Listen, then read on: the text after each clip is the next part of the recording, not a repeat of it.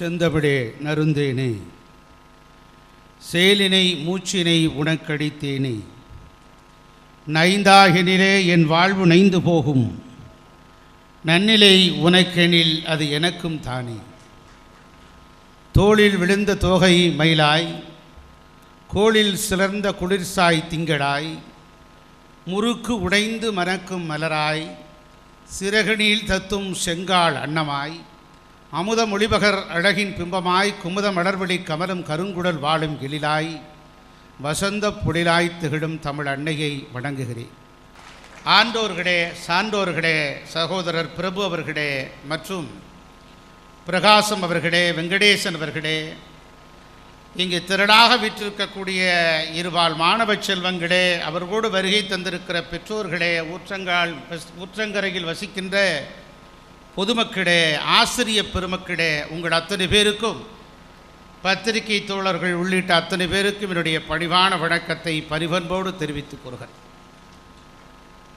ஒரு காலத்தில் என்ன, இன்று வரை ஊத்தங்கரையில் படிக்க வேண்டும் என்று போட்டி போட்டுக்கொண்டு எல்லா ஊர்களிலிருந்தும், சென்னையிலிருந்தும் சரி, மதுரையிலிருந்தும் சரி, திருச்சியிலிருந்தும் சரி, தஞ்சாவூரிலிருந்தும் சரி, கன்னியாகுமரியிலிருந்தும் வந்து ஐயா சந்திரசேகர் அவர்களை பார்ப்பார்கள். எம்எல்ஏ சீட்டு கூட எலிசா வாங்கிடலாம், இங்கே அட்மிஷன் சீட்டு வாங்கிறது அவ்வளோ கஷ்டம்.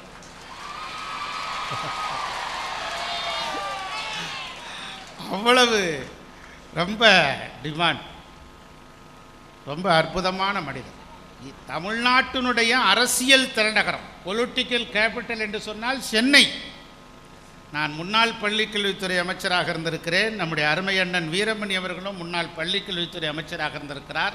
நாங்கள் சொல்லுகிறோம், தமிழ்நாட்டினுடைய அரசியல் தலைநகரம் சென்னை, ஆனால் தமிழ்நாட்டின் கல்வியின் தலைநகரம் ஊற்றங்கரை என்கிற அளவுக்கு மாற்றி காட்டிய பெருமதிப்புக்குரிய தாளாளர் ஐயா சந்திரசேகரன் அவர்கள். அவர்கள் போல ஒரு பாசமுள்ள மனிதரை என் வாழ்நாளில் கண்டறியேன். எப்படி வருகிறீர்கள், எந்த வழியாக வருகிறீர்கள்?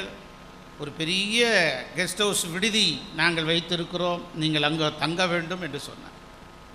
என்னுடைய நண்பர் பாசமிகுந்த முன்னாள் அமைச்சர் வீரமணியை மீறி நான் எந்த இடத்திற்கும் வர முடியாது. ஏனென்று சொன்னால், இன்று நேற்றல்ல, 30 ஆண்டு காலமாக அவரோடு நான் பழகி நிற்கிறேன். ஆகவே அவருடைய அன்பில் நனைந்து நிற்கிறேன், கரைந்து நிற்கிறேன். அப்படிப்பட்ட என்னுடைய அருமைக்குரிய நண்பர் மிகப்பெரிய ஒரு வசந்த மாளிகையைப் போல விண்ணை முட்டும் அளவிற்கு ஒரு விடுதி அமைத்து தந்திருக்கிறார். அங்கேயே தங்கிக் கொள்கிறேன், வாய்ப்பு கிடைத்தால் உங்கள் விடுதிக்கும் வருகிறேன் என்று சொல்லி ஐயாவுக்கு சொன்னேன். அந்த அளவுக்கு நல்ல பண்பாளர். இன்று இங்கே மாணவ செல்வங்களையெல்லாம் நான் பார்க்கிறேன், உள்ளபடியே பெருமையாக இருக்கிறது. அதுவும் பேச்சு போட்டி, கவிதை போட்டி, கட்டுரை போட்டி, இவைகளெல்லாம் வெற்றி பெற்றிருக்கக்கூடிய மாணவ செல்வங்களை பார்க்கிறேன்.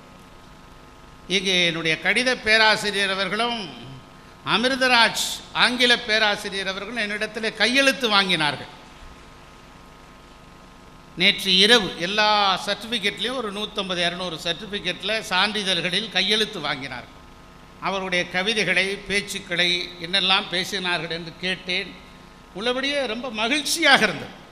பேச்சு என்பது ஒரு பெரும் ஆயுதம், அது எல்லாருக்கும் கிடைக்காது. பகையில் சாகாதவன் சபையில் செத்து போயிடுவான்னு ஒரு பழமொழி இருக்குது. ஒருத்தனை கூப்பிட்டு பேசுங்கன்னா எனக்கு வராதுங்கம்பான், கை நடுங்குதும்பான், கால் நடுங்குதும்பான், முடியாதும்பான். ஆக அப்படி ஒரு பேச்சாளர்களுக்கு பேச்சு மிகப்பெரிய ஒரு ஆயுதமாக இருப்பது ஒரு பேச்சு சாதாரண விஷயம். நான் கூட பள்ளிக்கூடத்தில், கல்லூரியில் பேசுகிற போது, இது போன்ற போட்டிகளில் கலந்து கொள்கிற போது நிறைய பரிசுகளை பெற்றிருக்கிறேன். மாவட்ட அளவில், கல்லூரிகள் இடையில், மாநில அளவில் பல்வேறு பரிசுகளை பெற்றிருக்கிறேன். முதலாக 8வது வகுப்பு படிக்கிற போது நான் பரிசு பெற்ற பேச்சு போட்டியில் எங்களுடைய உசிலம்பட்டி கல்வி மாவட்டத்தின் சார்பிலே கலந்து கொண்டு பரிசு பெற்ற போது என்னுடைய ஆசிரியர், தமிழாசிரியர் சிறுவில்லிபுத்தூர் பாலகிருஷ்ணன் ஐயாவிடத்தில் கேட்டேன், ஐயா பரிசுக்கு நீங்கள் தான் ஐயா காரணம், ரொம்ப நல்லதுயா, நன்றியா அப்படின்னு. நான் பேசுனது நல்லா இருந்தது ஐயா அப்படின்னார். அதனால தான் ஏன் உனக்கு பரிசு கொடுத்துருக்காங்கன்னார். நான் பேசுனதில் எது ஏன் உங்களுக்கு நல்ல கருத்தாக இருந்தது, எது பிடிச்சிருந்ததுன்னு கேட்டேன். அவர் சொன்னார், இத்துடன் எனது உரையை முடித்துக் கொள்கிறேன்னு சொன்னேன்ல, அதான் நல்லா இருந்ததுன்னார். அவர் நகைச்சுவைக்காக சொன்னால் கூட எதற்கு சொல்லுகிறாய் என்று சொன்னால், எதற்கு சொன்னார் என்று சொன்னால் உடனடியாக பாராட்டிவிடக்கூடாது. எல்லாருக்கும் அந்த மனசு வந்ததுன்னா அவர் சோம்பேறி ஆயிடும். ஆகவே தொடர்ந்து மேலே வந்து கொண்டே இருக்க வேண்டும் என்பதற்காகத்தான். பேச்சு அப்படி ஒரு ஆயுதம். பேச்சு என்பது எப்படிப்பட்டதாக இருக்க வேண்டும் தெரியுமா மாணவர்களே? கேட்பவர்களை பேச்சாளன் தன்னுடைய பேச்சின் மூலமாக கட்டி போடணும். அதுதான் நல்ல பேச்சு. பேசி முடிந்த பிறகு பேச்சாளனை கட்டி போட்டுறக்கூடாது, அது நல்ல பேச்சு இல்லை. யாரா அவனை கூட்டு வந்ததுன்னு சொல்லி அப்படி இருக்கக்கூடாது. ஒரு பேச்சு சுவாரஸ்யமாகவும் இன்பமாகவும் இருக்க வேண்டும். அப்படி அந்த பேச்சு போட்டியில் கலந்து கொண்டவர்கள் பரிசு பெற வருவது உள்ளபடியே மகிழ்ச்சி. நான் கூட இங்கே அணைக்கட்டு பகுதியில் 91 அந்த காலகட்டத்தில் கட்சி கூட்டத்தில் பேசினேன். 2.25 மணி நேரம் பேசியிருக்கேன். அப்போ எங்கள் ஒன்றிய செயலாளர் ஒரு துண்டு சீட்டை கொடுத்தார். அமைச்சர் வருகிற வரை பேச்சை தொடரவும்னு சொன்னார். நான் சொன்னேன், அமைச்சர் வரலைன்னா என்ன செய்யறதுன்னு கேட்டேன். பேச்சு அப்படியும் அமைந்து விடக்கூடாது. சில இடத்துல கேட்குற போது எவ்வளோ நேரம் பேசணும்னு கேட்போம். அவங்க சொல்லுவாங்க எவ்வளோ நேரம் வேண்டாலும் பேசலாம், ஆனால் நாங்கள் 10 நிமிஷம் தான் சார் இருப்போம் அப்படிம்பாங்க. அப்படியும் ஒரு பேச்சு இருக்கக்கூடாது. பேச்சு அற்புதமாகவும் ஆணித்தரமாகவும் இருக்க வேண்டும். ஒரு கூட்டத்தில் பேசுவதற்கு பேச்சாளர் வரவில்லை. வராத போது கூட்டத்தில் இருக்கிறவங்க யாராவது ஒருத்தர் பேசுவீங்களா, கொஞ்சம் நேரம் பேசுங்கன்னு கூப்பிட்டாங்க. உடனே பக்கத்தில் இருக்கிறவர் எப்படியாவது நம்ம நண்பனை மாட்டி விட்டுறோன்னு, இவர் நல்லா பேசுவாருங்கன்னு சொல்லி எழுப்பி விட்டாங்க. அவர் வேண்டாம் வேண்டான்னாரு. அவர் வலுக்கட்டாயமாக கொண்டு வந்து நிறுத்திட்டாங்க. நிறுத்தின உடனே அவர் பேச்ச தொடங்கினார். நான் என்ன பேச போகிறேன் உங்களுக்கு தெரியுமான்னு கேட்டார். எல்லாரும் தெரியலன்னாங்க. உடனே அவர் சொன்னார், நான் என்ன பேச போகிறேன்னு உங்களுக்கே தெரியல, அப்போ நான் பேசி பிரயோஜனம் இல்லை, நன்றி வணக்கம்னு உட்காந்துட்டார். தப்பிச்சிட்டார். திருப்பி பேச்சாளர் வரலாதனால யாராவது பேசுகிறீங்களான்னு கேட்டாங்க. அவரவே பேச அனுப்பிட்டாங்க. திருப்பி பிடிச்சி இழுத்து கொண்டு வந்து உட்கார வச்சுட்டாங்க, நிற்க வச்சுட்டாங்க. அவர் பேச்சை என்ன பேசுறது தெரியலையே அப்படின்னு சொல்லி, நான் இப்போ என்ன பேச போகிறேன் உங்களுக்கு தெரியுமான்னார். கேட்டவங்க போன தடவை தெரியலனால தான் தப்பிச்சிட்டான், அதனால் இந்த தடவை தெரியும்னு சொல்லுவோம் அப்படின்னு எல்லாரும் தெரியும்னாங்க. அப்படி சொன்ன உடனே இவன் சொன்னால், நான் என்ன பேச போகிறேன்னு உங்களுக்கே தெரியுது, அப்புறம் நான் பேசி வேறையா உங்களுக்கு தெரிய வைக்கணும், நன்றி வணக்கம்னு உட்காந்துட்டான். 2வது தடவை தப்பிச்சிட்டான். அப்பையும் பேச்சாளர் வரலை. 10 நிமிஷம் 20 நிமிஷம் ஆச்சு. சரி, அவரவே திருப்பி பிடிச்சிட்டு வந்து பேச வச்சாங்க. போன தடவை தெரியலேன்னு தப்பிச்சார், அதுக்கப்புறம் தெரியும்னு தப்பிச்சிட்டாரு, இந்த தடவை எப்படி தப்பிக்க போகிறாரு அப்படின்னு ஆவலோடு எல்லாரும் காத்துட்டு இருந்தாங்க. அப்போ அவர் சொன்னார், நான் என்ன பேச போகிறேன்னு உங்களுக்கு தெரியுமா அப்படின்னார். இந்த பக்கம் இருக்கவங்கெல்லாம் தெரியுன்னாங்க, அந்த பக்கம் இருக்கவங்கெல்லாம் தெரியாதுன்னாங்க. உடனே இவன் சொன்னான், தெரியாதவங்கெல்லாம் தெரிஞ்சவங்ககிட்ட கேட்டுங்க, தெரிஞ்சவங்கெல்லாம் தெரியாதவங்ககிட்ட சொல்லி கொடுங்க, நன்றி வணக்கம்னு உட்காந்துட்டான். ஆக ஒரு பேச்சு என்பது ஒரு சாமர்த்தியத்தனமும் வேண்டும் என்பதற்காகத்தான் மாணவர்களே இது போன்று ஒரு கருத்துக்களை சொல்லும்.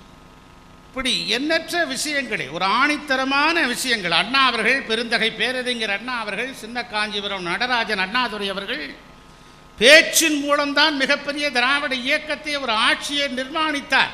இன்றைக்கும் அவர் நமக்கு பாடம். நாடாளுமன்றத்தில் 8 திக்குகளிலும் 4 கோணங்களிலும் எதிரொலிக்கிற அளவிற்கு பாராளுமன்றத்தின் படிக்கட்டுகளில் மீது ஏறி பாரத பிரதமரையே உலுக்கி கேள்வி கேட்டவர் அவருடைய பேச்சு என்கிற ஆயுதத்தினால்தான். அவர்கிட்ட கேள்வி கேட்டாங்க. அண்ணாமலை பல்கலைக்கழகத்தில் அவர் பேசுறதுக்கு போனார். பேசுறதுக்கு போகும்போது ஒரு நிருபர் கேட்டார், ஐயா அண்ணா அவர்களே, நீங்கள் மாணவர்கள் அரசியலுக்கு வரலாமான்னு கேட்டார். உடனே அண்ணா சொன்னார், மாணவர்கள் அரசியலுக்கு வரலாமா? மாணவர்களுக்கு அரசியல் என்பது அத்தை மகளை போல தூர இருந்து பார்க்கலாம், தொட்டு விடக்கூடாதுன்னார். அவங்க பாணியிலேயே மாணவர்களுக்கு, அந்த பிஞ்சு பருவத்தில் இருக்கக்கூடிய டீனேஜ் பருவத்தில் இருக்கக்கூடியவர்களுக்கு இப்போ தான் மாணவர்களே கொஞ்சம் சிரிக்கிறான். எங்கள் சப்ஜெக்ட்டுக்கு இப்போ தான் சார் நீங்கள் வந்திருக்கீங்க, ரொம்ப சிரிக்கக்கூடாது. எங்கள் கரஸ்பாண்டன்ட் வேறு அந்த தாளாளர் வேறு இருக்கிறாரு, அவர் கண்டுபிடிச்சிருவார், அப்புறம் நாளைக்கு பிரேயரில் கேட்பார் அப்படின்னு நினைக்காதீங்க. நல்லா தாராளமாக சிரிங்க, மகிழ்ச்சியாக சிரிங்க, நல்லா கைதட்டலாம். உங்களால் கைதட்ட முடியலன்னா முன்னால் உட்காந்துருக்கோம் முதியாவது தட்டுங்க.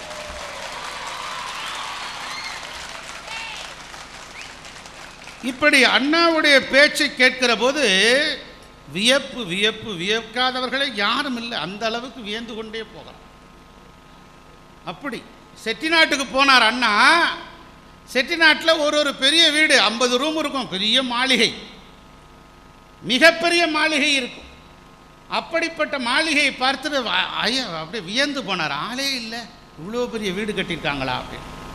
உடனே மைக்கை கொண்டு வந்து பேச சொன்னாங்க. உடனே அண்ணா சொன்னார், நான் சென்னையிலிருந்து வருகிறேன், செட்டிநாட்டை பார்க்கிறேன். சென்னையிலே வீடு இல்லாத மனிதர்கள், செட்டிநாட்டிலோ ஆளே இல்லாத வீடுகள்னார். ஒரே வரியில் முடிச்சிட்டார். ஆக ஒரு விஷயத்தை எப்படி சொல்ல வேண்டும் என்கிற அந்த பாங்கு ஒரு பேச்சாளர்களுக்கு அவசியம் வேண்டும்.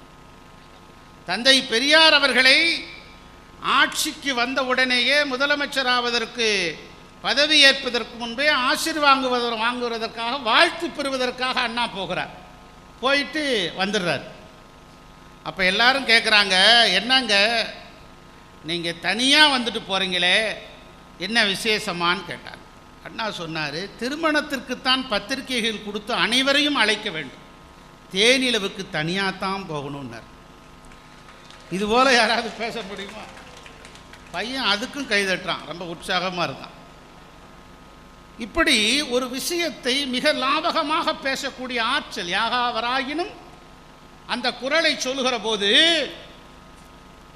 சட்டமன்றத்தில் விவாதம் நடைபெறுகிறது. அப்போது கேட்கிறார்கள், பேருந்தில் திருக்குறள் எழுதுகிற நடைமுறையை கொண்டு வந்தார்.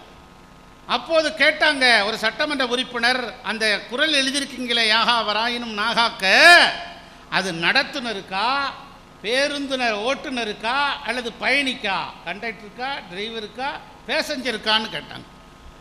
உடனே அண்ணா சொன்னார், நாக்கு உள்ள அனைவருக்கும் தான்.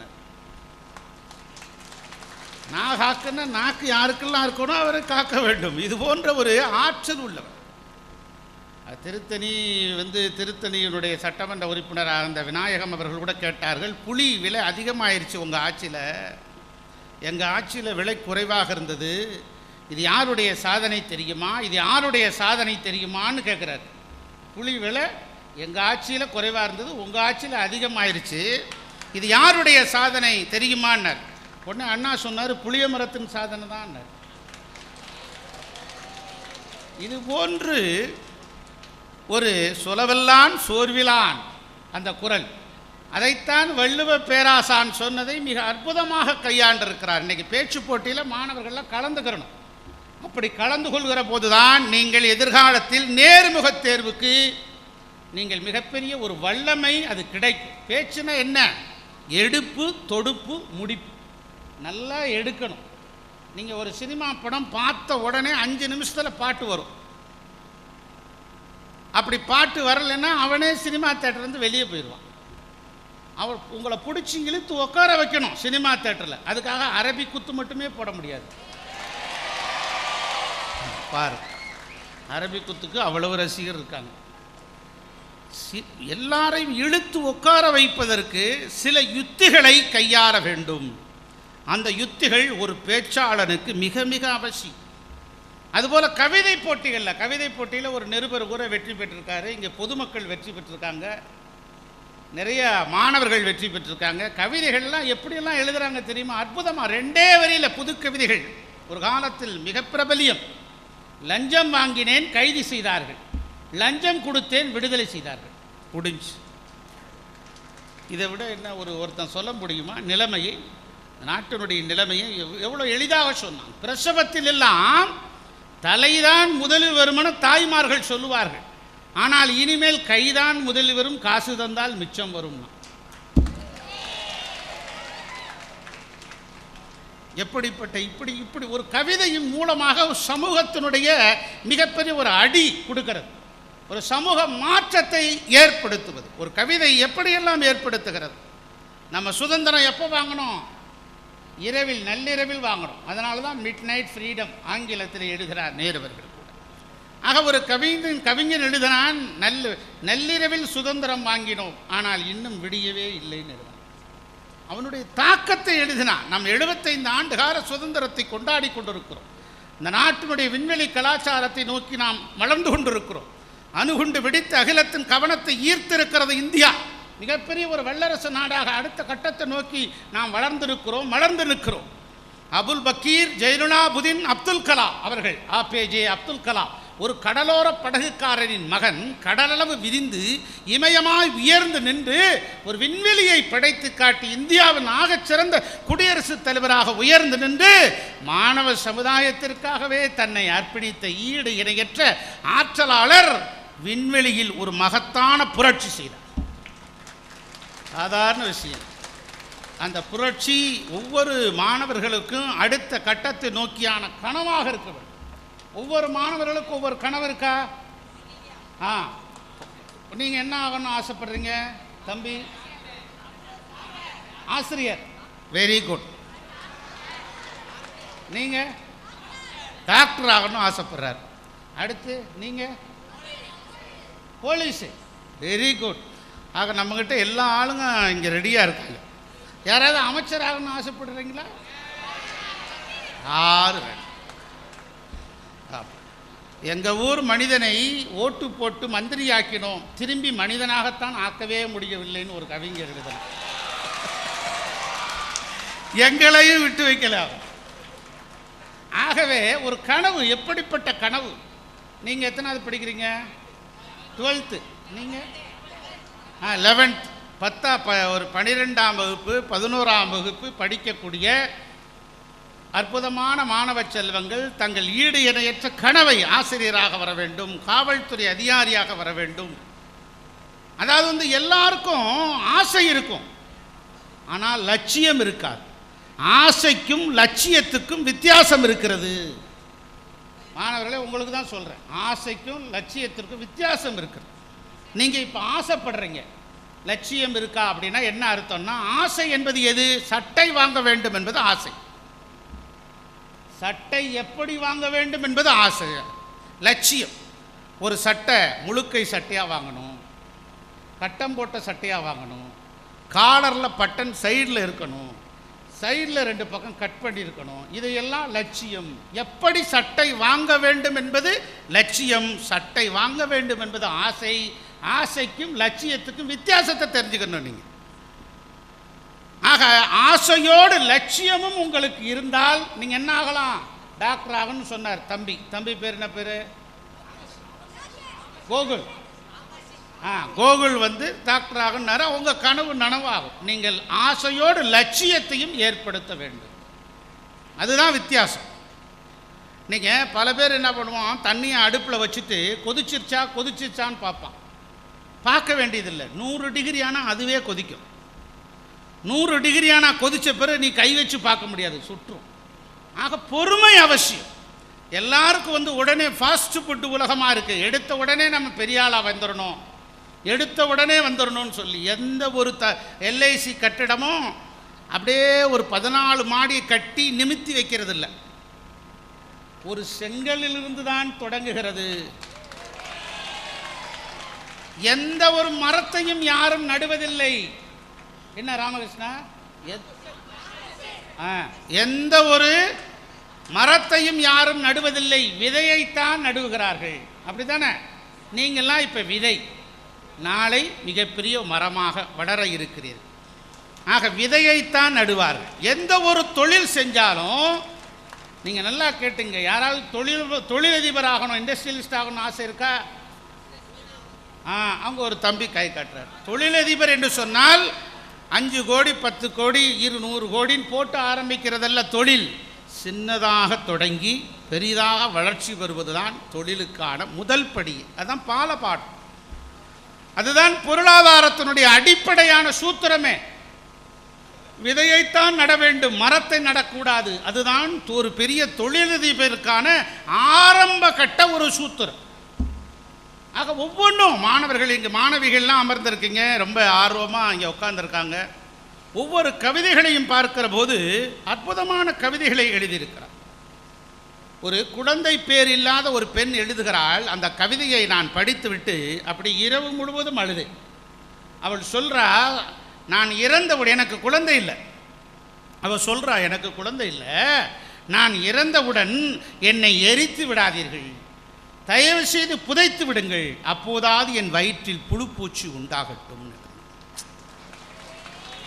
இதை விட ஒரு சோகம் உண்டா? நம்ம ஊரில் தான் கேட்டேன், புழுப்பூச்சி உண்டாகட்டும்னு சொல்கிறீங்களே என்ன அர்த்தம்னு கேட்டேன். அப்போ தான் ஒரு பெரியவர் சொன்னார், புழு பூச்சி அப்படின்னா என்ன அர்த்தம் தெரியுமா? புழுன்னா அங்கேயே ஊர்ந்துக்கிட்டு இருக்கும், அது ஆண் பிள்ளை. பூச்சின்னா அது ரெக்கை முளைச்ச உடனே பறந்து போயிடும், பெண் பிள்ளை.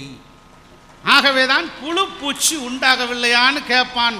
நம்மால் எல்லாற்றுக்கும் உலகம் முழுவதுக்கும் ஒரு பாடமாக விளங்குவது நம்முடைய தமிழ்மொழி கலாச்சாரம், அதனுடைய பண்பாடு, அதனுடைய நாகரிகம். மிகப்பெரிய ஒரு கட்டுமானம் இந்த தமிழுக்கு இருக்கிறது. அதனால தான் எவ்வளவோ அடின்னு அடித்தா கூட இந்த தமிழ் மொழியை அழிக்க முடியவில்லை.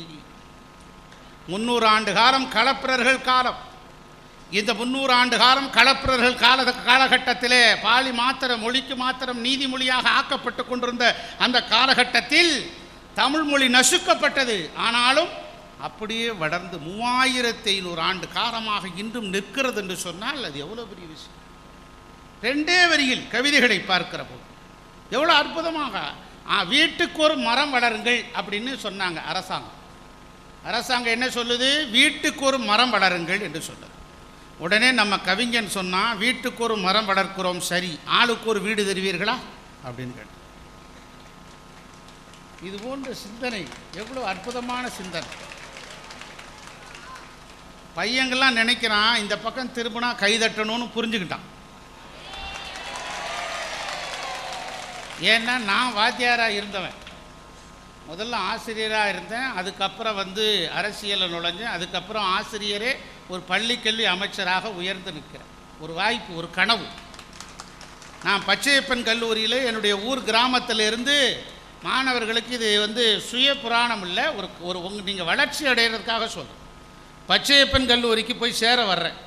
அப்போ எங்கள் பேராசிரியர் கேட்டார், தமிழ் படிக்கணும்னு சொல்கிறியப்பா, நீ சயின்ஸில் நிறைய மார்க் எடுத்திருக்க, தமிழ் படித்தா சோறு கிடைக்காதப்பா அப்படின்னார். அவர் தமிழ் ஆசிரியர், தமிழ் பேராசிரியர். என் பையனையே நான் இன்ஜினியரிங் தான்ப்பா சேர்த்துருக்கேன் அப்படின்னார். இல்லையா, எனக்கு தமிழ் தான் வேணும்னு. அவர் சொன்னார், இல்லை 2 நாள் டைம் தர்றேன், யோசனை பண்ணி சொல்லு, உனக்கு தமிழ் தர்றேன், வேறு சப்ஜெக்ட் எடுத்துக்கோ, ஃபிசிக்ஸோ கெமிஸ்ட்ரியோன்னார். 2 நாள் இல்லை, 2 நிமிஷம் கூட நான் தரலை, யோசிக்கலை, தமிழ் தான் வேணும்னு படித்தேன். தமிழ் வளர்ச்சித்துறையின் அமைச்சராக அமெரிக்காவின் சிகாகோவிலே நான் போய் பேசிவிட்டு வந்திருக்கிறேன் மாநாட்டில். ஆக கொண்ட கொள்கையில் அதுதான் லட்சியம். அந்த உறுதிப்பாட்டோடு அதே தளத்தில் இயங்குகிற பாதையை நீங்கள் ஏற்படுத்தி கொள்ள வேண்டும். உங்களுக்குள்ள வெவ்வேறு தாக்கங்கள் ஏற்படும். அதையெல்லாம் விட்டுவிட்டு ஒரே நேரடியான தங்களுடைய பயணத்தை மேற்கொள்ள வேண்டும். கட்டுரை போட்டியை கூட நான் பார்த்தேன். நான் எங்கள் வர கையெழுத்து வாங்கின பேராசிரியரை பார்த்தேன். கட்டுரை போட்டிலாம் எப்படி சார் எழுதுனாக்காங்கன்னு கேட்டேன். என் கூட படித்த ஒரு பையன் எழுதியிருந்தான், ரயில் தன் வரலாறு கூறுதல் எழுதியிருந்தோம். அதுக்கு அவன் சொன்னான், 1ஆம் பக்கத்துலேருந்து 6 பக்கம் எழுதுனான். ரயில் குபுக்கு குபுக்கு குபுக்கு குபுக்குன்னு இப்படித்தான் போகணும்னு 6 பக்கம் முடிச்சிட்டான். வாத்தியார் பிரின்ஸ்பால் ரூமுக்கு போய் குபுக்கு குபுக்குன்னு போட்ட பிறகு தான் அதுக்கப்புறம் படிக்க ஆரம்பித்தான். ஒரு பையன் எழுதுனா கஸ்தூரி பாய் குறிப்பு வருக, அவன் எழுதுனா அது கஸ்தூரி பாய் இல்லை கேர்ள்னு முடிச்சிட்டான். புதுசு புதுசாக சிந்திக்கிறான் நம்ம பையன். நான் கூட என்னுடைய பொண்ணு 8வது படிச்சுட்டு இருக்கும்போது அரசு தலைமை கொறடாவாக ஆனேன். கொறடாவான உடனே என் பொண்ணுக்கிட்ட சொன்னேன், அப்பா கொறடாவாயிட்டேன்ப்பா, ஒரு கவிதை சொல்லு அப்படின்னு. உடனே என் பொண்ணு கவிதை போட்டியெல்லாம் பரிசு வாங்குது. என் பொண்ணு சொல்லிச்சு, கொறடா கொஞ்சம் உடம்ப கொறடா. ஒரு கவிதையினுடைய தாக்கம் எப்படி இருக்கிறது தெரியுமா? நான் ஆசிரியராகி திரைப்பட பாடல்களுக்கெல்லாம் பாட்டு எழுதியிருக்கேன். 30 படங்களுக்கு பாட்டு எழுதியிருக்கேன். அப்போ பாலச்சந்தர் என்னிட்ட கேட்டார், நீங்கள் ஆசிரியர்னு சொல்கிறீங்களே, ஒரே வரியில் கவிதை சொல்ல முடியுமா ஆசிரியரை பற்றினார். நான் சொன்னேன், முட்டை போடும் மனித இனம். புரியுதா? முட்டை போடும் மனித இனம். மனித இனம் முட்டை போடுமா? ஆனால் ஆசிரியர் தான் முட்டை போடுகிற மனித இனம் அப்படின்னு. ஆக இந்த மாதிரி ஒரு சிந்தனை கருத்துக்களை நீங்கள் ஏற்படுத்தி கொள்ள வேண்டும். அது நம்முடைய தமிழ் மொழியில் தான் இருக்குது. இங்கே உட்கார்ந்துருக்கவங்கெல்லாம் ஆங்கில வழியில் கற்றுக்கிறீங்களா, தமிழ் மொழியா? எல்லாம் ஆங்கில வழி கற்றுக்கொள்கிறேன். ஆக நம்மளுடைய தாய்மொழி கண்ணு மாதிரி, பிற மொழி கண்ணாடி மாதிரி. கண்ணு இல்லைன்னா எத்தனை கண்ணாடி போட்டும் பயனில்லை. ஆங்கிலத்தை தெளிவுற நீங்கள் கற்க வேண்டும். பல பேர் இப்போ ஆங்கிலத்திலே கூட அறகுறையாக தான் பேச சொல்கிறான். What is your good name ப்ளீஸ்ன்னு கேட்குறான். What is your good name ப்ளீஸ்னா என்ன? உங்கள் நல்ல பேரை தெரிந்து கொள்ள ஆசைப்படுகிறேன்னா. அப்போ ஏற்கனவே எனக்கு கெட்ட பேருக்குன்னு தெரியுமா? பேர் என்ன சொல்லணும்? What is your name please அப்படின்னு சொல்லணும். அதுபோல் ஃபோன் நம்பர் கூட கேட்குற போது என்ன சொல்கிறார்கள்? What is your phone number please அப்படின்னா 94433322 சொல்கிறோம். ஆங்கில பேராசிரியர்கள் இருக்கிறீங்க, ஆங்கில ஆசிரியர் இருக்கிறீங்க, அப்படி ஒரு பொனட்டிக்ஸ் இருக்கா? இல்லை. 3333 எல்லாம் கிடையாது. சிங்கிள் டிஜிட் 332244 இதை இப்படித்தான் நீங்கள் ப்ரொனவுன்ஸ் பண்ணணும். ஆகவே நீங்கள் எது கற்றாலும் தெளிவோடு கற்றுக்கொள்கிற ஆற்றலை வளர்த்து கொள்ள வேண்டும். தெளிவான ஆற்றல். ஆங்கிலம் நீங்கள் ஆழ்ந்து கற்க வேண்டுமா? ஷேக்ஸ்பியருடைய நாடகங்களை படியுங்கள், ஆங்கிலத்தினுடைய புதினங்களை படியுங்கள், ஆங்கிலத்தினுடைய ஷார்ட் ஸ்டோரி என்று சொல்லக்கூடிய சிறுகதைகளை படியுங்கள். தமிழ் மொழியை ஆழ்ந்து நீங்கள் கற்றுக்கொள்ள வேண்டுமா? கம்பராமாயணத்தை படியுங்கள், திருவாசகத்தை படியுங்கள், தேவாரத்தை படியுங்கள், திருக்குறளை படியுங்கள். அதில் இல்லாத கருத்துக்களே, அதில் இருக்கிற சந்த ஓசை உங்களை அப்படியே மயக்கி போடும். ஓங்கரடை பிறந்து உயர்ந்தோர் துலவிலங்கி வீங்கொழி நீர் ஞானத்து இருளகற்றி ஆங்கோர் விண்ணேர் தனியாடி வென்றதொரு ஏனை இது தன்னேர் இல்லாத தமிழ்னு பேசுமா சங்க இலக்கியம். எங்கள் தமிழ் எப்படிப்பட்டது தமிழ் தெரியுமா? கதிரவனோடு தோன்றியதுதான் என்னுடைய தமிழ். கதிரவன் எப்போது தோன்றியது தெரியாது, அது மாதிரிதான் என் தமிழ் அப்போது தோன்றியது என்னுடைய தமிழ். கன்னடமும் கழிதலுங்கும் கவின் விளையாரமும் துலுவும் உன்னுதரத்து உதித்தெழுந்து கொண்டு வரவாயினும் ஆரியம்போல் உலகவளக் கழிந்து ஒளிந்து சிதையாவுன் சீரிடமை செயல் மறந்து வாழ்த்துதுமே என்று சிலாகித்து பேசுவார். பாரதியார் கூட பேசுவார். யாமறிந்த மொழிகளிலே 8 மொழி தெரியும் பாரதி. இப்போ நான் இங்கே இருக்கிற மாணவர்கள்லாம் உட்காந்துருக்கீங்க, அங்கே இருக்கிறவங்க மாணவிகள் ரொம்ப அமைதியாக இருக்காங்க. மாணவர்கள் அங்கங்கே சலசலப்பாக இருந்தனால உங்களுக்கு கேள்வி கேட்பேன், சரியா? கேள்வி கேட்கலாமா? அந்த தொந்தரவுக்கு பயந்து தான் சார் இன்றைக்கி இங்கே வந்தோம். இங்கேயும் ஆரம்பிச்சிருதான். மாணவிகள் வெரி குட், அமைதியாக இருக்காங்க. மாணவர்கள் அமைதியாக இருந்து கேட்கணும். நீங்கள் உங்களுக்கு கேள்வியெல்லாம் இருக்குது. போகும்போது 10 கேள்வி கேட்பேன். யார் அதிகமாக சொல்கிறீங்களோ ஐயா சந்திரசேகர் ஐயாட்ட பரிசு வாங்கி அவர் என்னுடைய கையில் உங்களுக்கு கொடுத்துருவோம். இப்போ அது போன்று இருக்கக்கூடிய ஒரு சொல்வளம். பாரதியினுடைய கவிதைகள்லாம் எவ்வளோ அற்புதமான எளிமையான வரிகள். அதனால தான் சொன்னார், யாம் அறிந்த மொழிகளிலே தமிழ் மொழி போல் இனிதாவது எங்கும் காணோம் என்று சொன்னார். மனதில் உறுதி வேண்டும், வாக்கிலில் இனிமை வேண்டும், நினைவு நல்லது வேண்டும், நெருங்கின பொருள் கைப்பட வேண்டும், கனவு மெய்ப்பட வேண்டும், கைவசமாவது விரைவில் வேண்டும், தனமும் இன்பமும் வேண்டும், தரணியிலே பெருமை வேண்டும் என்று பேசுவார். இதுபோல் யாராவது எளிமையாக பேச முடியுமா? எளிமையான கவிதையாற்ற முடியுமா? அற்புதமான கவிதை சொல்லான். ஒருபடி அதற்கு நிகராக சொல்லுவான் பாவேந்தன் பாரதிதாசன் கூட பேசுவார். தமிழ் எங்கள் உயிருக்கு நேர் என்று பேசுவார்.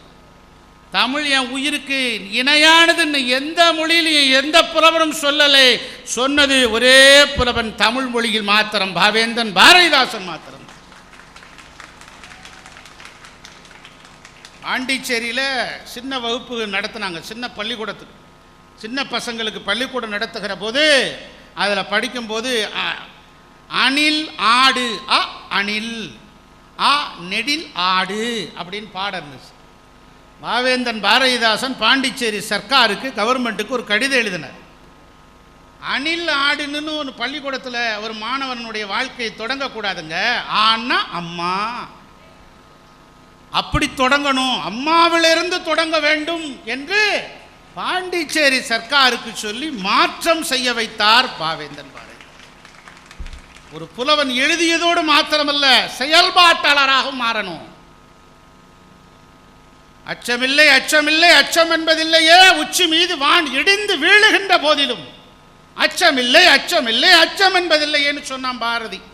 சொன்னதோடு வீட்டில் போய் முடங்கிட்டானா, வெள்ளை ஏகாதிபத்தியத்தை எதிர்த்து போரிட்டான். அவன் அந்த துணிச்சலோடு விளங்கினான். தன்னுடைய மனைவி செல்லம்மாளை கூப்பிட்டுக்கிட்டு எல்லா இடத்துக்கும் போகிறது வழக்கம். மிருக காட்சி சாலைக்கு போகிறான். மிருக காட்சி சாலைக்கு போகிற போது எல்லா மிருகத்தையும் தன்னுடைய மனைவிக்கு அப்படியே காட்டிகிட்டே வர்றான். ஆனந்தப்படுறான். குயிலை பார்த்தாயா, மயிலை பார்த்தாயா, மானை பார்த்தாயா அப்படின்னு. ஒரு கூண்டில் சிங்கம் கூண்டு திறந்துருக்கு. ஊழியர் உணவு வச்சிட்ருக்காரு. செல்லம்மாட்ட சொல்கிறான், செல்லம்மா நீ இரு, எனக்கு ஒரு சின்ன வேலை இருக்குன்னு சொல்லி உள்ளே போய் சிங்கத்தை கட்டி பிடிச்சிட்டார் பாரதி. நீங்கள் கட்டி பிடிப்பீங்களா சிங்கத்தை? பாரதி கட்டி பிடித்து விட்டார். கட்டி பிடித்ததோடு மாத்திரமல்ல, என்ன சொன்னான்னு தெரியுமா? நீ காட்டு ராசா, நான் கவிராஜா அப்படிங்கிறான். பேச்சுவார்த்தை நடத்துகிற இடமா அது? நம்ம 2 வயங்களுக்கு வாக்குவாதம் வந்தால் கூட நம்ம ஒரு 2 அடி தள்ளி நின்று தான் பேசுகிறோம். ஐயா சந்திரசேகர் ஐயா அங்கே வர்றாருன்னா நமக்கு வம்பே வேணான்னு இந்த பக்கம் புகுந்து ஓடிடுறோம். கேள்வி கேட்பாரு அப்படின்னு சொல்லி. ஆக அவன் சிங்கத்தை கட்டி பிடித்து கொண்டு நீ காட்டு ராசா, நான் கவிராஜான்னு சொன்னான். அதனால தான் அவனால் எழுத முடிந்தது அச்சமில்லை, அச்சமில்லை. சொல்லுங்க திருப்பி, அச்சமில்லை, அச்சமில்லை. அச்சம் என்பது இல்லையே. உச்சி மீது வானிடிந்து வீழுகின்ற போதிலும் அச்சமில்லை, அச்சமில்லை, அச்சம் என்பதில்லையேன்னு எழுதணும். அதுபோல பாவேந்தன் எடுத்த முதல் பாட்டிலே அப்படியே பாரதியாரை சொக்க வைத்தார்.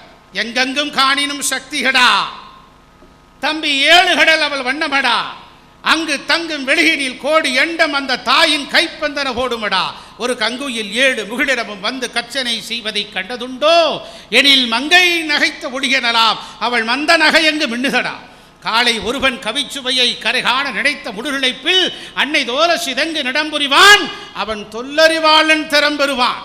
ஒரு வாளை சுழற்றும் விசையினிலே இந்த வையம் முழுவதும் துண்டு சீவேன நீள இடகின்றி நீ நினைத்தாள் அன்னை நேர்படுவாள் உந்தன் தோளிலே என்று பாவேந்தன் பாரதிதாசன் எழுதிய பாட்டு. அந்த பாட்டு முதல் பாட்டு. ஒரு பாட்டு எழுதின உடனே ஹிட் ஆயிரணும், புகழ் வாய்ந்து பெறணும். நீங்கள் மாணவ செல்வங்கள் எப்போதுமே தெரிந்து கொள்ள வேண்டும். நாளை வரும், நாளை மறுநாள் வரும் என்பதல்ல, இன்றுதான் உங்கள் வாழ்க்கையின் நிச்சயம். ஆகவே இன்று செய்ய வேண்டிய வேலையை நாளை செய்யலாம், நாளை செய்ய வேண்டிய வேலையை நாளை மறுநாள் செய்யலாம் என்று விட்டுவிட்டால் உங்கள் வாழ்க்கையில் காலம் கடந்து விடும். இன்றே செய்ய வேண்டும். இன்றுதான் நிஜம். நானும் நீயும் பேசிட்டு இருக்கோமே, அதுதான் உண்மை. எது உண்மை? டுடே, இப்போ இந்த கணம், தட் மினிட்ஸ், இந்த கணத்திற்கு கணம்தான் முக்கியம். ஆகவே நீங்கள் செய்ய வேண்டிய வேலையை உடனடியாக செய்யணும், உடனடியாக செய்யணும். அதில் எந்த காலதாமதமும் செய்யக்கூடாது என்பதுதான் முக்கியம்.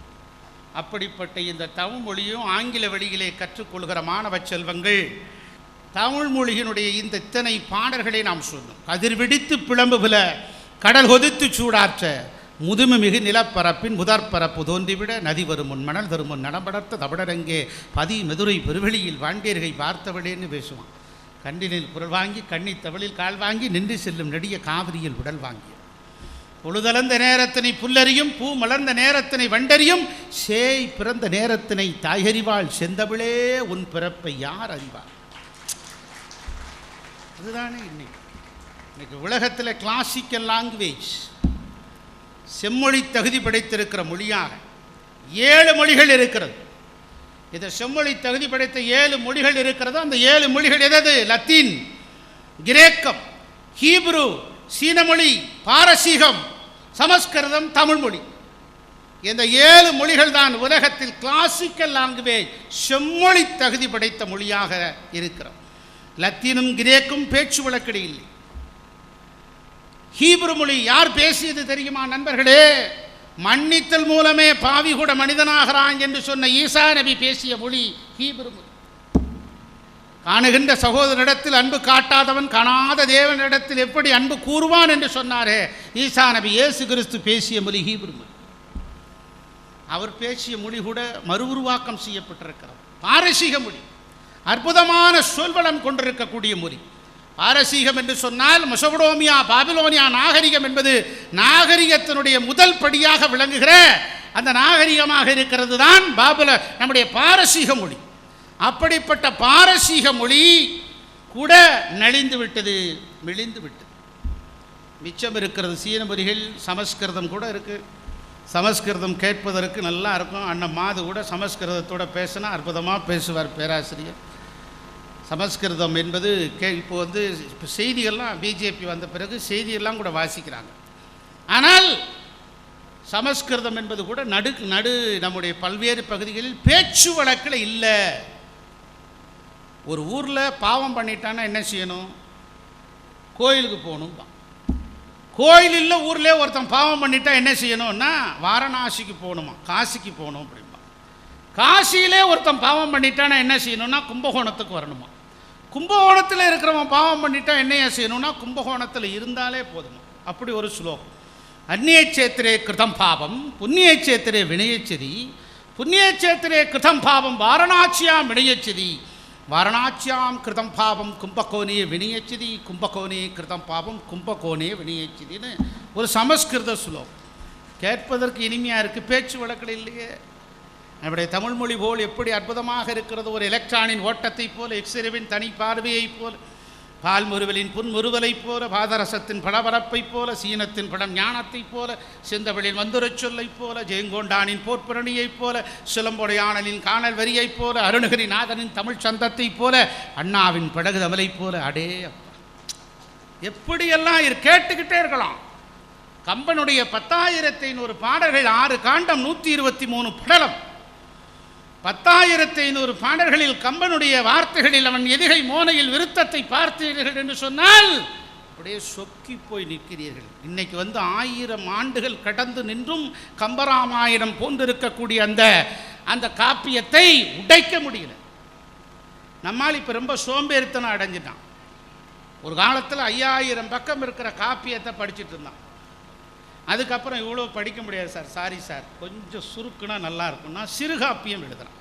50 காப்பியங்களுக்கு பிறகு சிறுகாப்பியம் வந்து, சிறுகாப்பியத்தையும் கொஞ்ச நாள் கழித்து ரொம்ப முடியலைங்க, நிறைய வேலை இருக்குது, பிஸியாக இருக்கேன் அப்படின்ட்டான். சரி, புதினம் நாவல், ஒரு வீடு இரு வாசல், ஜெயகாந்தன் எழுதினார். நல்லா இருக்க, ஒரே வீட்டில் 2 வாசலா வாங்கி படித்தான். ஜெயகாந்தன் உச்சத்தை தொட்டான். புதினத்தையும் படிக்கிறதுக்கு நேரம் இல்லை. சிறுகதை இருந்தால் நல்லா இருக்கும். 4 பக்கம் 5 பக்கத்தில் ஒரு சிறுகதை, அகிலனுடைய சிறுகதை, அசோகமித்தனுடைய சிறுகதை, பிரபஞ்சனுடைய சிறுகதை, பாரதி பாலனுடைய சிறுகதை, யுகனுடைய சிறுகதை, இப்படி சிறுகதை. முத்துலிங்கம் இலங்கை தமிழர், அமெரிக்காவிலே வசிக்கிறார். அவருடைய சிறுகதைகளை எல்லாம் பார்த்தீர்கள் என்று சொன்னால் வார்த்தைகள் செதுக்கி வைக்கப்பட்டிருக்கும். ஒரு வார்த்தைகள் எப்போதுமே அப்படி நேர்த்தியாக இருக்கணும். ஒரு பேச்சாளனுடைய பேச்சு நேர்த்தியாக இருக்க வேண்டும், தொளதொளன்னு இருக்கக்கூடாது. சட்டை சரியாக தைக்கணும், இல்லைன்னா அந்த சட்டை தச்சு பயனில்லை. பேச்சுக்கும் எழுத்துக்கும் அப்படி ஒன்று உண்டு. அப்போ சிறுகதைக்கு வந்துட்டான். சிறுகதையும் படிச்சுட்டு 5 பக்கம் யாராவது படிக்க முடியுமா அப்படின்னு சொல்லி ஒரு பக்கம் கதைக்கு வந்துட்டான். ஒரே பக்கம்தான். இப்போ என்ன செஞ்சான் தெரியுமா? 1 நிமிட கதை ஒரே நிமிடத்தில் சொல்ல முடியுமா? எப்படியா 1 நிமிடத்தில் சொல்ல முடியும் அப்படின்னா, 100 அடி ரோடு அளந்து பார்த்தேன் 80 அடி. 100 அடி ரோடு அளந்து பார்த்தேன் 80 அடி ரோடு. கான்ட்ராக்டர் மேலே கேஸ் தான் போடணும். இன்னொருத்த எழுதுனான், வீடு வரை உறவு, வீதி வரை மனைவி, காடு வரை பிள்ளை, கடைசி வரை ஆதார் அட்டைன்னு எழுதுனான்.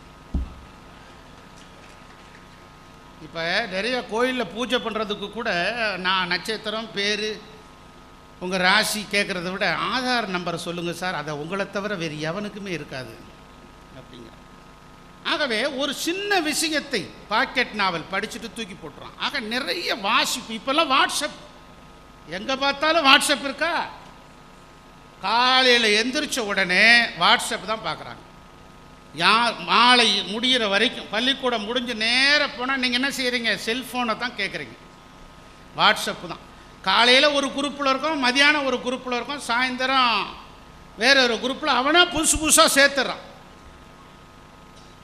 லெஃப்ட்டுன்னு சொன்னால் குரூப்பிலேருந்து வெளியேறலான்னு பார்த்தா அவன் கேட்குறான், ஏன் எங்கள் குரூப்பில் இருந்தால் குடியாக முழுகி போகுது, இப்போ என்ன இருக்க வேண்டியது தான். நாங்கள் இந்த குரூப்பு அந்த குரூப் நீங்கள் சந்திரசேகர் ஐயா இப்போ நாங்கள் எந்த குரூப்பில் இருக்கோம்னு நீங்கள் நினைக்கக்கூடாது. நாங்களும் வீரமணியும் நல்ல குரூப்பில் தான் இருக்கோம். அது அரசியல் குரூப். ஆகவே ஒன்றை இப்படி இப்போ விஞ்ஞான உலகத்தில் படிக்கக்கூடிய ஆர்வத்தை மாணவ செல்வங்கள் ஏற்படுத்தி கொள்ள வேண்டும் என்பதுதான் முக்கியம். நீங்கள் ஒரு வெற்றியாளனுக்கு எது வேண்டும்? இன்றைக்கி 3 பேராசிரியர்கள் வந்திருக்கிறார்கள். பேராசிரியர் மாதவர்கள், கவிதா ஜவஹர் அவர்கள், நம்முடைய தேவி லட்சுமி போன்றவர்கள்லாம் அவங்கெல்லாம் படித்து கரைச்சி குடித்தவங்க. அப்படி ஆற்றல் உள்ளவர்கள் அவர்கள். அவங்கெல்லாம் உங்கள்கிட்ட வந்து கருத்து சொல்கிற போது அப்படியே சரி உள்ள கருத்து கிடரும். வெற்றிக்கு 3 படி. என்னென்ன படி? முதல்ல உடல் நல்லா வச்சுருக்கணும், 2வது மனம் சரியாக வச்சுருக்கணும், 3வது அறிவு. இந்த 3 வச்சுருக்கணும். இந்த 3 சரியாக இருந்தால் தான் உங்களுக்கு வெற்றி கிடைக்கும், இல்லைன்னா கிடைக்கும். உடல் ஒத்துழைச்சா தானே வெற்றி பெற முடியும். உடலை சுருக்கணும், அறிவை பெருக்கணும். என்னை மாதிரி மாற்றி பண்ணிடக்கூடாது. உடலை சுருக்கணும், அறிவை பெருக்கணும். உடலை சுருக்கணும்னா என்ன செய்யணும்? உடற்பயிற்சி செய்யணும், யோகாசனம் பண்ணணும், நடைப்பயிற்சி செய்ய வேண்டும். நடந்தால் நல்லதுன்னு எல்லாருக்கும் தெரியும். ஆனால் எத்தனை பேர் செய்யணும்? நம்ம வாங்கிட்டு வந்த வீட்டில் வச்சுருக்க ஷூ வந்து அப்படியே இருக்குது. 10 நாள் போகிறோம், 11ஆம் நாள் அப்படியே பத்திரமா இருக்குது. ட்ரெட்மில் வாங்கி போடுறோம், 1 மாதம் போடுறோம், 2வது மாதம் அதை நம்மளை பார்த்து சிரிக்குது. ஆக உடலை நாம் பாதுகாப்பாக வைத்திருக்க வேண்டும். அதுதான் நம்முடைய ஜீவாத்மாவை காக்குகிறது, ஆத்மாவை நோக்கி அதை அழைத்து செல்கிறது என்று சொல்கிறார்கள் உளவியல் நிபுணர். 2வது மனம். மனம் எப்பயுமே யோசிச்சுக்கிட்டே இருக்கும். இது நல்லதா, அது நல்லதா, இது பெட்டரா, அது பெட்டரா, இக்கரைக்கு அக்கறை பெற்ற, ஒன்றை விட ஒன்று பெட்டரா தெரிஞ்சுக்கிட்டே இருக்கும். உங்களுக்கு கிடைச்சதுன்னா சலிப்படையும், கிடைக்கவில்லை என்றால் ஏங்கும். இதுதான் மனம். கிடைத்தால் சலிப்படையும், கிடைக்கலைன்னா ஏங்கும். சட்டமன்ற உறுப்பினராகணுமேனு ஆசை இருக்கும். ஆன பிறகு சட்டமன்றத்துக்கு 4 நாள் போயிட்டு 3ஆவது நாள் வராண்டாவில் உட்காந்து இரியா போகலையா. அமைச்சராகணும்னு ஆசை இருக்கும். அமைச்சரான பிறகு அப்புறம் பார்க்கலாம். கிடைத்தால் சலிப்படையும், கிடைக்கவில்லை என்று சொன்னால் இயங்கும். இதுதான் மனது. ஆக மனதை கட்டுக்கோப்புக்குள் வைக்க வேண்டும், ஒரே புள்ளியில் இணைக்க வேண்டும். இது 2வது. 3வது அறிவு. Knowledge is power. அறிவுடையார் எல்லாம் உடையார். நான் ராமச்சந்திரா பல்கலைக்கழகத்தில் பேசுகிற போது சொன்னேன், அறிவுடையார் எல்லாம் உடையார்னு. ஒரு பையன் சொன்னால் ராமச்சந்திரா உடையாரான்னு கேட்டான். அது இல்லை தம்பி. அறிவுடையவர்கள் எல்லாவற்றையும் உடைய தகுதி படைத்தவர்களாக இருக்கக்கூடியவர்கள். அறிவுடையார் எல்லாம் உடையார். ஆகவே உடல், மனம், அறிவு இவற்றை நீங்கள் சரியான புள்ளியில் சந்திக்கிற போது தான் வெற்றி கிடைக்கும். பலருக்கு வாய்ப்பு வரும், ஆனால் உடல் ஒத்துழைக்காது. எங்களுக்கு உடம்பு சரியில்லைங்க, என்னை விட்டுருங்கம்பாங்க. பார்த்துருக்கீங்களா? பல பேர் இங்கே இருப்பான், காலையில் அங்கே இருப்பான், அங்கே ஓடுவான், அங்கே பண்ணுவான், இது பண்ணுவான், எந்த வேலையும் உருப்படியாக ஒன்றும் செய்ய மாட்டான். அதே போல் எப்போதுமே நம்முடைய ஆற்றலை உருவாக்கி கொள்வதற்கு, அறிவை பெருக்கிக் கொள்வதற்கு நாம் வைத்து கொண்டே இருக்க வேண்டும் என்பதுதான் சிந்தனைக்குரிய விஷயம். ஒரு காட்டில் ஒரு சிங்கம் கண் விழிக்குது. உங்களுக்காக தான் சொல்கிறேன். காட்டில் ஒரு சிங்கம் கண் விழித்த உடனே சாப்பாட்டுக்கு என்ன செய்யும்? ஸ்விக்கியில் ஆர்டர் கொடுக்குமா? வேட்டையாடும். வேட்டையாடுவதற்கு சிங்கம் என்ன செய்ய வேண்டும்? மானை துரத்த வேண்டும். மான் பக்கத்தில் இன்னைக்கு டுடே மார்னிங் டிஃபன் நான் தான் நிற்குமா? நிற்க. வேட்டையாட வேண்டும். அப்போ சிங்கம் ஓட மான் ஓடும். அப்போ சிங்கத்தை விட வேகமாக மான் ஓடினால்தான் மானுக்கு உயிர். மானை விட சிங்கம் வேகமாக ஓடினால்தான் அதற்கு உணவு. இதுதான் வாழ்க்கை. நல்லா புரிஞ்சுக்கணும். நீங்கள் வாழ்க்கை என்பது வேட்டையாடுதலும், வேட்டையாடுதலிருந்து தப்பித்தலுமே மனித வாழ்க்கை என்று சொல்வார் டால்ஸ்டாய் அவர்கள். ஆக இந்த விஷயத்தை புரிந்து கொள்கிற போதுதான் நம்முடைய வெற்றியாளராக மாறுகிறோம். தண்ணீரை கூட கையில் அள்ளிட்டு போகலாம். பொறுமையாக இருக்கணும். பொறுமையாக இருந்தால் தண்ணீரை கூட கையில் அள்ளிட்டு போகலாம். எப்படி பொறுமையாக இருக்க வேண்டும்? ஐஸ் கட்டியாகிற வரை பொறுமையாக இருக்க வேண்டும். நம்முடைய பொறுமை, சகிப்புத்தன்மை, அறிவாற்றல், உடல், மனம் இவற்றையெல்லாம் சரியாக வைத்திருக்கிற போதுதான் மாணவ செல்வங்களே, உங்களை போன்றிருக்கக்கூடியவர்களுக்கு மிகப்பெரிய ஒரு வாழ்க்கை அறமாக அமைந்து நிற்கும் என்பதுதான் முக்கியம். எல்லாவற்றையும் கடந்து உங்களுக்கு கருணை இருக்க வேண்டும். வாழ்வில் கருணை இல்லை என்று சொன்னால், அன்பு இல்லை என்று சொன்னால், வாழ்க்கையில் எல்லாவற்றிலையும் நீங்கள் தோற்று போய் விடுவீர்கள். அன்புக்கும் உண்டோ அடைக்கும் தாழ் ஆர்வலீர் புங்கனீர் பூசல் தரும் என்று பேசுவான் நம்முடைய வள்ளுவ பேராசர். அன்பு இல்லை என்று சொன்னால் தோற்று போய் விடுவீர்கள். ஈரம், இந்த இதயத்தின் ஈரம் சுரக்க வேண்டும். எந்த இடத்திலெல்லாம் ஈரம் இருக்கிறதோ அந்த இடத்திலெல்லாம் விதைகள் முளைக்கிறது. எந்த இடத்திலெல்லாம் கரடுமுரடாக ஈரம் இல்லை என்று சொன்னால் முளைத்தது கூட அப்படியே துளிர்த்து விடுறது கூட அப்படியே பட்டு போய் விடுகிறது. கருணை உங்களுக்கு வேண்டும். எங்கள் ஆட்சி கீரை வியாபாரத்தில் கீரைக்காரம்மாகிட்ட பேரம் பேசிகிட்டு இருந்தது. 10 ரூபாய்க்கு கொடுமா கீரையை, 5 ரூபாய்க்கு கொடுமான்னு சொல்லி. ஒரு கீரை 5 ரூபாய்க்கு கொடுமான்னு 3 கீரையை 15 ரூபாய்க்கு வாங்கிச்சு. உடனே எங்கள் பார்த்துட்டு இருந்தவர் சரி தலையில் தூக்கி வச்ச உடனே அந்த கீரைக்காரம்மா 15 ரூபாய்க்கு கொடுத்துட்டு தூக்கி கொஞ்ச நேரத்தில் கீழே விழுந்துருச்சு. எங்கள் ஆட்சி பதறி போய் ஐயோ என்ன ஆச்சு ஏதாச்சுன்னு சொல்லி உட்கார வச்சு தண்ணியெல்லாம் தெளித்து என்னம்மா வேணும் சாப்பிட்டியான்னு. சாப்பிடல ஆச்சு, நான் இதை வாங்கிட்டு போய் தான் வீட்டிலலாம் விற்றுட்ட பிறகு அரிசி பருப்பு வாங்கி சமையல் பண்ணணும் அப்படின்னா. சரி சரி இரு அப்படின்னு சொல்லி ஒரு 5 இட்லி எடுத்துகிட்டு வந்து சாம்பார் சட்னியெல்லாம் கொடுத்து சாப்பிட வச்சு அவங்களுக்கு போட்டாங்க. வீட்டில் பார்த்துட்டு இருந்த எங்கள் அப்பா ஆத்தா கேட்டுச்சு, இதம்மா என்ன இப்படி வந்து 5 ரூபா 10 ரூபாய்க்கு பேரம் பேசிட்டு 50 ரூபாயை விட்டுட்டியே அப்படின்னு. வியாபாரத்தில் கருணை பார்க்கக்கூடாது, கருணையில் வியாபாரம் பார்க்கக்கூடாது. இதுதான் விஷயம். தன்னையே எரித்து தனலாக எரிந்து இருட்டும் உலகத்திற்கு வெளிச்சத்தை ஏற்றுவது வேறல்ல, தானே நெருப்பை ஏற்றிக்கொண்டு உடல் முழுவதும் நெருப்பை ஏற்றிக்கொண்டு வெளிச்சத்தை தந்து மாணவரோடு மாணவர்களாக எழுந்து அவர்களை எழுப்பிவிட்டு காப்பி போட்டு கொடுத்து உழைத்தவர் சந்திரசேகர் என்பதை மாணவ செல்வங்களுக்கு தெரியும். இந்த காலத்தில் அவரே காலையில் எழுப்பிவிடுவார். தன்னுடைய வாழ்வை அவர் வந்து துளைத்தாலும் கூட கரைத்தாலும் கூட ஒவ்வொரு விதை உலகம் முழுவதும் அவர் போட்ட விதை. ஆஸ்திரேலியாவில், கலிஃபோர்னியாவில், லாஸ் ஏஞ்சல்ஸில், சிட்னியில், நான் சிக்காகோவுக்கு சென்றிருந்த போது அங்கே அவர் நான் எங்கே படித்தப்பா அப்படின்னு கேட்டேன். அங்கே இருக்கிற பையனை, நான் வித்யா மந்திரில் படித்தேன் சார், இன்றைக்கி வந்து லாஸ் ஏஞ்சல்ஸில் ஒர்க் பண்ணுறேன், நீங்கள்லாம் வந்திருக்குன்னு தெரிஞ்சு தான் சார் வந்தோம் அப்படின்னு சொல்லி அவங்க பேசுவதை பார்த்து விட்டு நான் வியந்து போகிறேன். ஆகவே அடிப்படையான அந்த அன்பு உங்களுக்கு இருக்க வேண்டும். ஒரு பள்ளிக்கூடத்தில் 40 மாணவர்கள் 40 மாணவிகள் படிக்கக்கூடிய பள்ளி. அந்த வகுப்பில் அந்த மாணவி மிக அழகான மாணவி, படிப்பிலா, கல்வியிலா, பேச்சிலா, எழுத்திலா, ஓவியத்திலா, நாட்டியத்திலா, பாடலா அற்புதத்தை தருவாள் அந்த மாணவி. மிக மிக அற்புதத்தை தருவாள் அவள். அப்படி தருகிற போது ஒரு நாள் விடுமுறை, சரி ஒரு நாள் தானே என்று விட்டு விட்டார்கள். ஒரு நாள் ஆனது, ஒரு வாரம் ஆனது, 10 நாட்கள் ஆனது, 30 நாளை தொட்டு விட்டது. 30 நாளுக்கு பிறகு வரவில்லையே என்று யோசித்து பார்த்த போதுதான் செய்தி கிடைத்தது, அவளுக்கு புற்றுநோய் வந்து விட்டது. ஆகவே முடியெல்லாம் உதிர்ந்து விட்டது. பெண்ணல்லவா, கூந்தல் உதிர்ந்து விட்ட பிறகு வெட்கப்பட்டு கொண்டு வெளியே வரவில்லை. இதை அறிந்த அந்த 39 மாணவிகளும் நேராக அவருடைய வீட்டுக்கு போனார்கள். வீட்டுக்கு போய் காலிங் பெல்ல அழுத்தினாங்க. அவங்க அம்மா வந்தாங்க.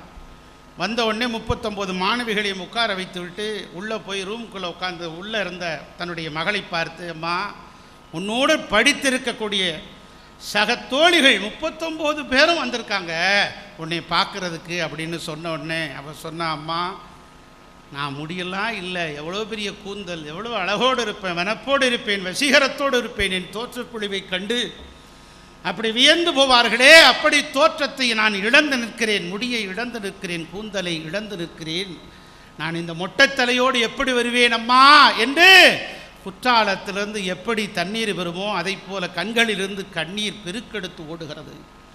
வேதனையோடு வெளியே வருகிறாள். பார்த்தால் 39 மாணவிகளும் மொட்டை போட்டு கொண்டிருந்தார்கள். உனக்கு இல்லாத கூந்தல் எங்களுக்கும் வேண்டாம் என்று சொன்ன அந்த ஈடற்ற அன்பில் இருக்கிறதல்லவா வாழ்க்கை. சின்ன சின்ன அன்பில்தானே வாழ்க்கை இருக்கிறது.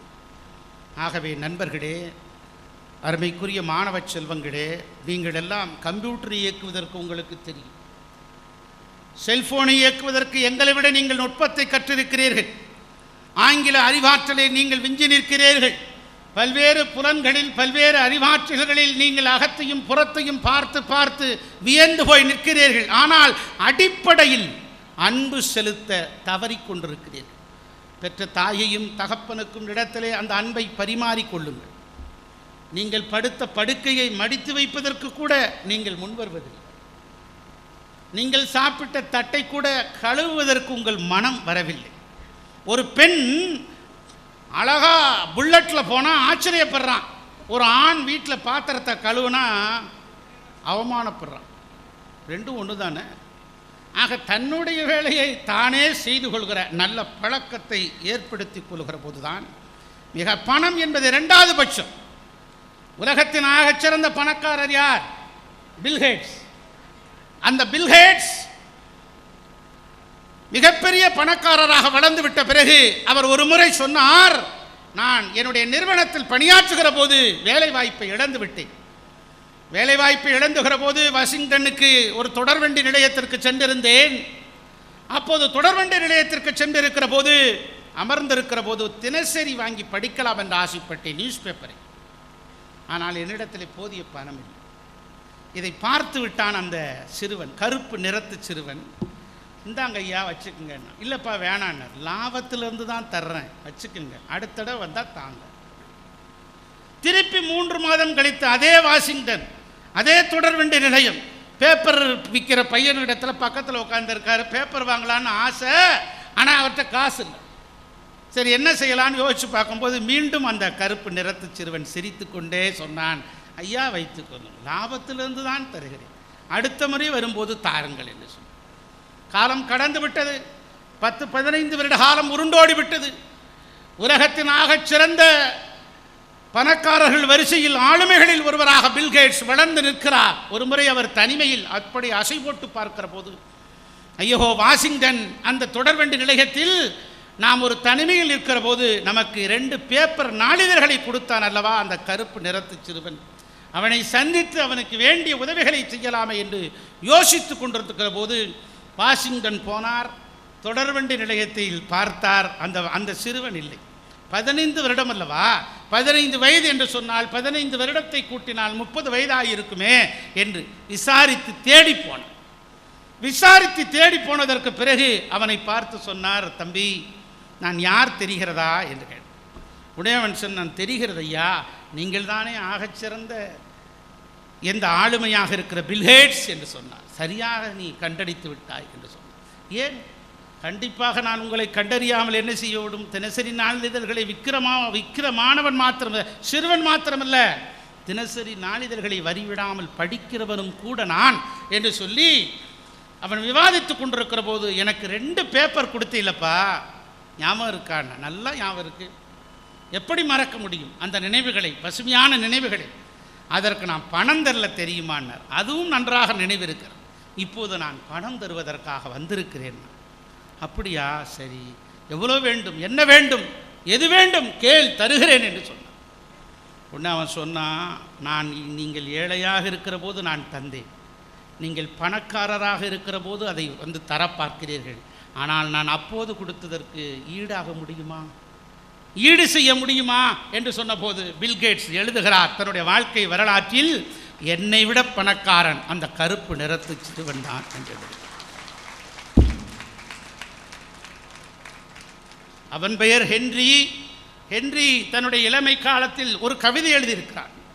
அற்புதமான உணர்வுபூர்வமான அந்த ஹென்றி பேப்பர் விற்கிற அந்த சிறுவன் எழுதிய கவிதை என்ன தெரியுமா? ஒரு மழை பொழிகிறது. மழை பொழிகிற போது வெள்ளை மேகம் பொழிகிறது. அவன் கருப்பு நிறத்து சிறுவன் விளையாடி கொண்டிருக்கிற போது அவன் மேலெல்லாம் அந்த பனி மழை பொழிந்து விடுகிறது. பனி மழை பொழிந்த உடனே வீட்டுக்குள் ஓடி வந்து சொன்னான், அம்மா அம்மா நான் வெள்ளையனாகி விட்டேன் என்று சொன்னான். நிறவெறியின் தாக்கம்.